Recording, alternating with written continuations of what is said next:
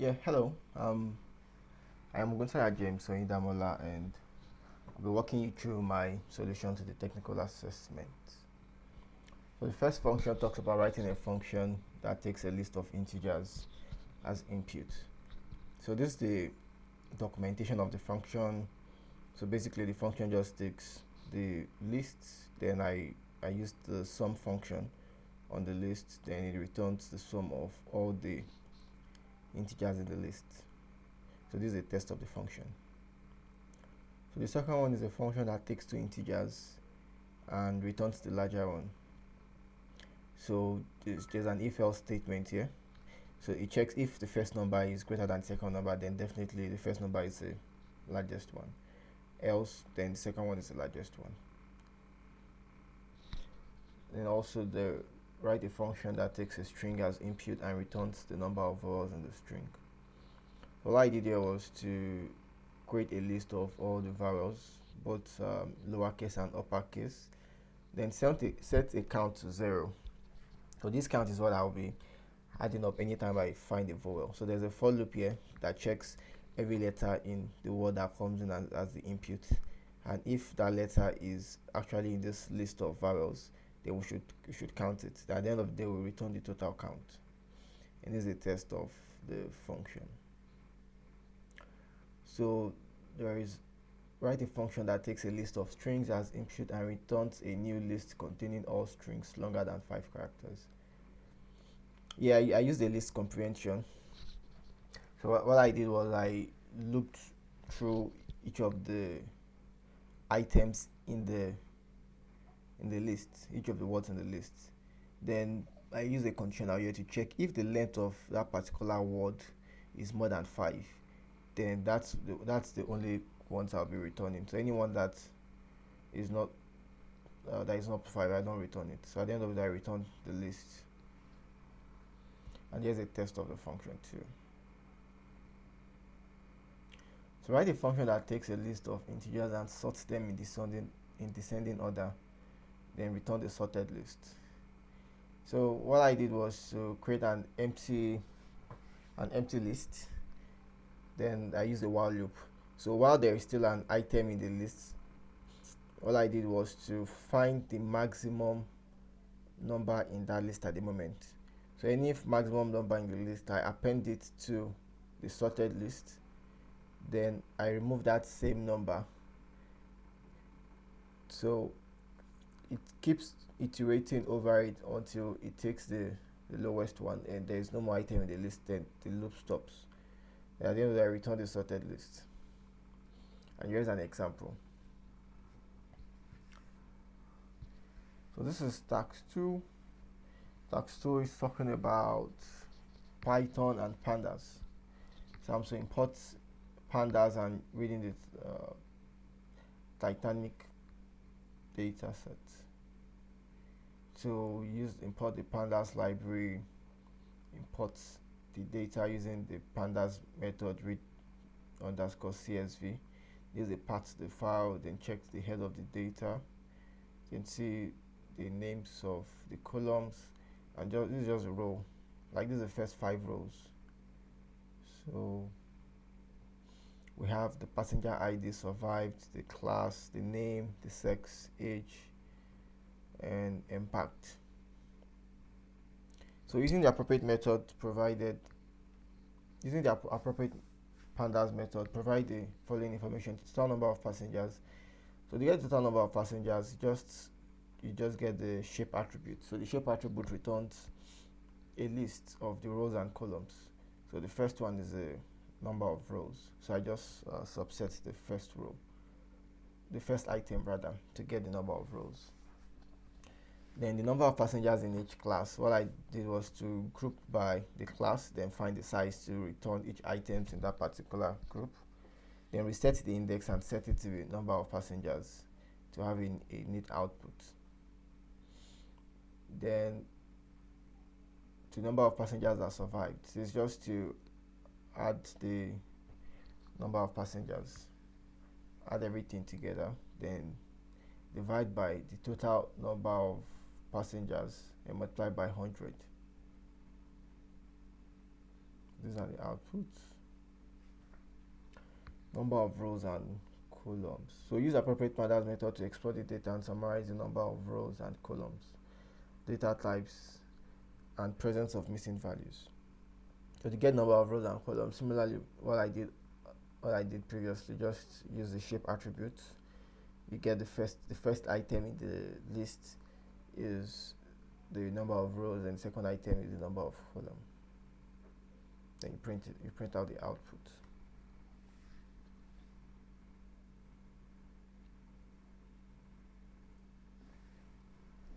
So also check the data types. You can use the info method. You call the info method on the data frame, then you get a init output giving you the data type and some other information. So to check for missing value, you can call the isAny method. This any method is it returns true or false. Then you can sum each of the truths to get the total number of rows in that particular columns that are missing. So you can see here that age has 177 missing rows, and cabin has 687 missing rows, and embarked with 2 missing rows. So filter the data frame to only include passengers in the third class cabin and output this as a new data frame or CSV. So what I did here was to subset the rows with this condition. So this condition returns a true or false, or a boolean value, and this boolean value was now used to subset this Titanic train data frame. So it returns the Titanic train rows or passengers in the third class cabin. The data cleaning task. Address data quality issues in Titanic train data CSV. So imputing the number of ages.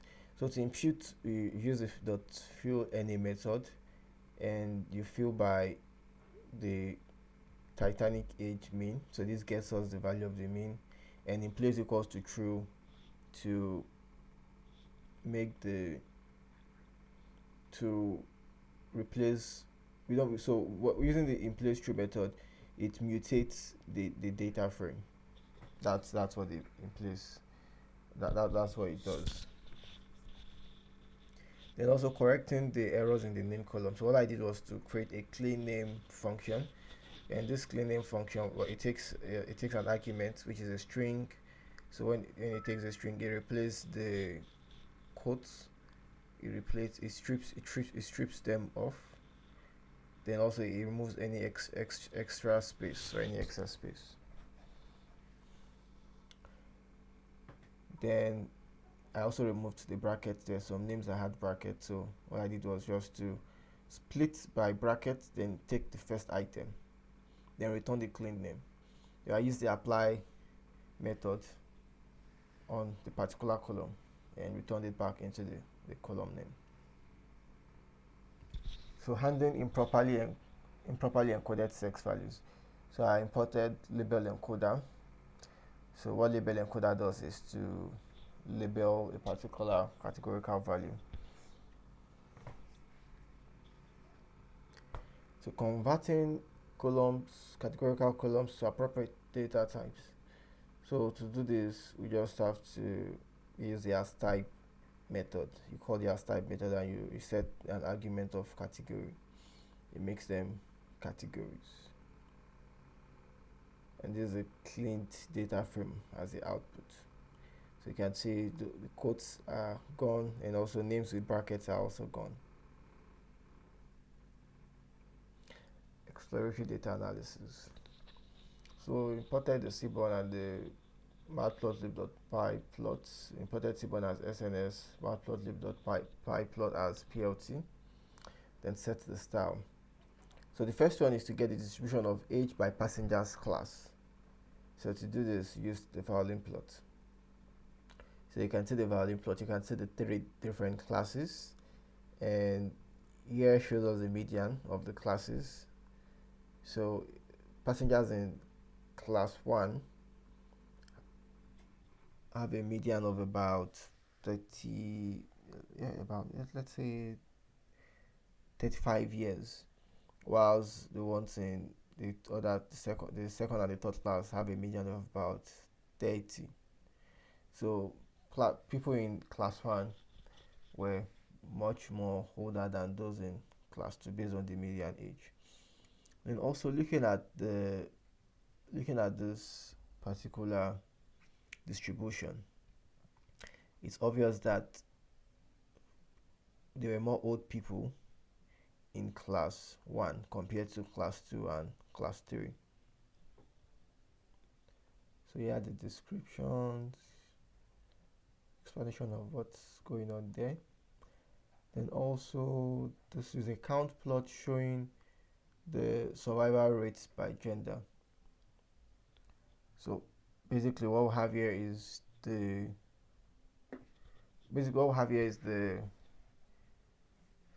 the height of this bar tells us the amount of passengers in each of the categories, whether it's a male and survived or a male that didn't survive.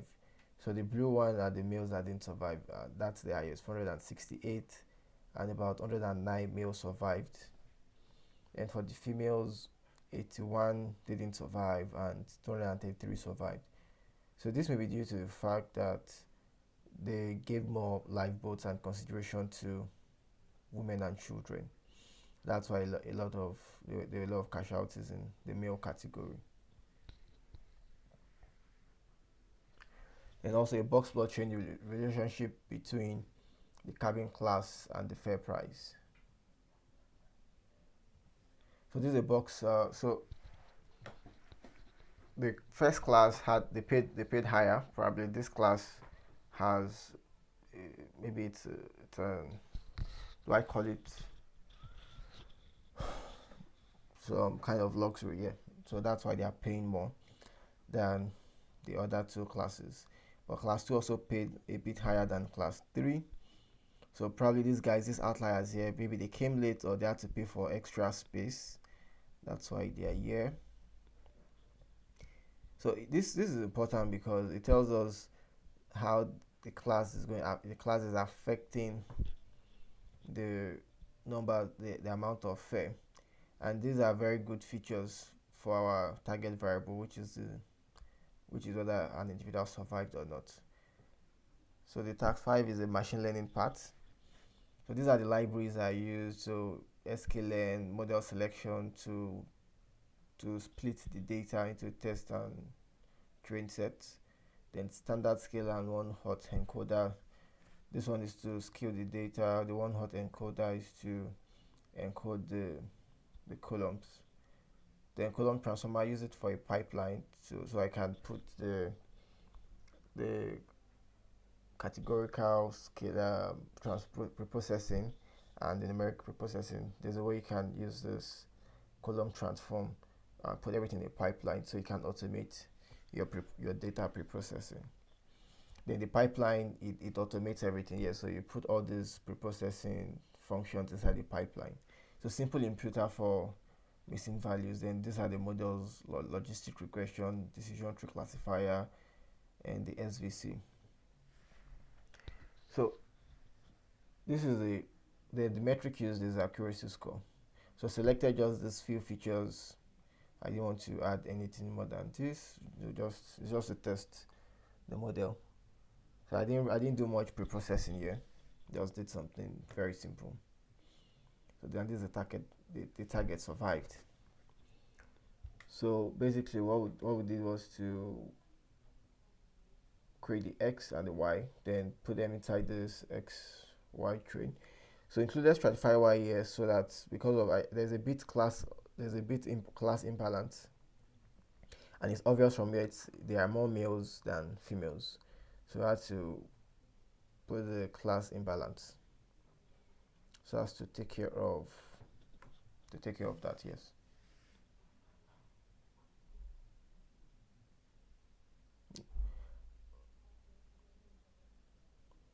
Yeah. Also, in terms of the survived, yes. So the class imbalance has to do with the people that survived and the ones that didn't survive here.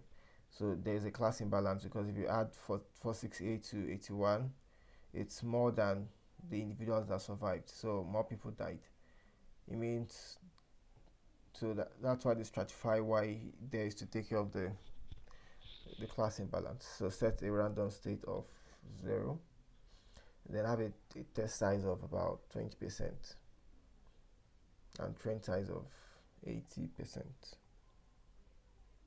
So this is a pre-processing. I pre-process the numeric data separately.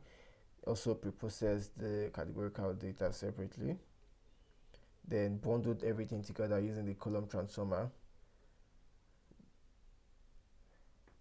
So now that the data is pre-processed, then instantiated the models, the logistic model, decision tree model, and the support vector model. Then set the random state, then created a pipeline to do the pre-processing and train the data. Then did a prediction on the test set. After predicting on the test set, then calculated the accuracy of the model. So this is the accuracy of the models. Logistic regression had an accuracy of about 79, decision tree 77, and the support vector decision tree of 81. So created a data frame to visualize the model. So you can see the support vector at the highest accuracy. So this is a discussion of the model choice. So logistic regression is a linear model. It's easy to implement and interpret. Performs well when the relationship between the features and the target variable is approximately linear. Well, it may not be able to capture complex relationship. For the decision tree also, the strength is that it's a nonlinear model. It can capture complex relationship in the data. Also, it's easy to understand, but the problem is most times it's prone to overfitting. In the support vector machine, they are also nonlinear model boundaries. It uses a kind of kernel tricks, and although it's very very computationally expensive when you have a large number of data. Yeah, thank you very much. That's the end of the presentation.